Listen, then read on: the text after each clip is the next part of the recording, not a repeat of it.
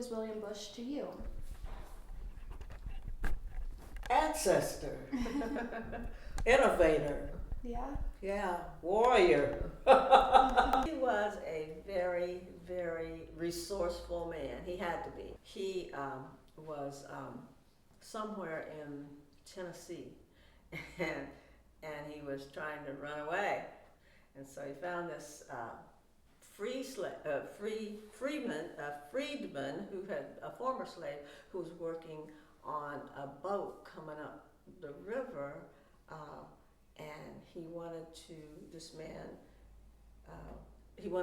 to put him on the boat, put him in a box, and send him up the river to get across, so he could get across the Ohio River. So he gave this man $75. Now, where on earth did my great-great-grandfather get $75? He was a slave.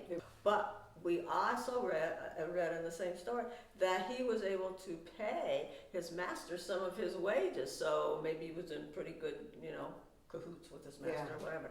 And so he got on the barge. They put the box on the barge. The box is sitting out in the sun. Duh. Okay, so it was in the sun, and he finally has to say, "Hey, I'm in the box. Let me out." And so he was found out, and he was taken back to his master.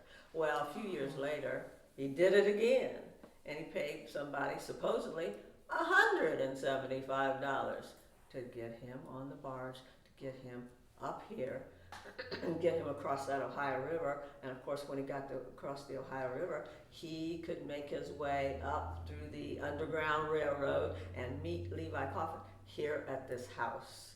And when Levi Coffin got him out of the box, he took him out of the box. His hair was bushy, and his beard was bushy, and his name in slavery was either McKissick, his surname, or Mackenzie.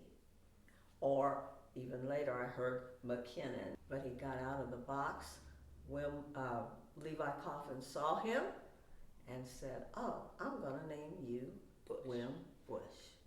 Why? Because Levi Coffin did not want to know his name in slavery. He wanted to know him by a new name. You see, Levi Coffin was a person who was a Christian, and he did not want to tell a lie. So when the slaves got here, he would rename them. So if somebody came to his door and said, "Have you seen so-and-so and so-and-so, my slave?" "No, don't know him. Sorry, bye." But he stayed in this area. He could have run, Yeah, he could have ran and went someplace, went to Canada like a lot of the black slaves did. But he stayed and helped the Levi Coffin House bring others.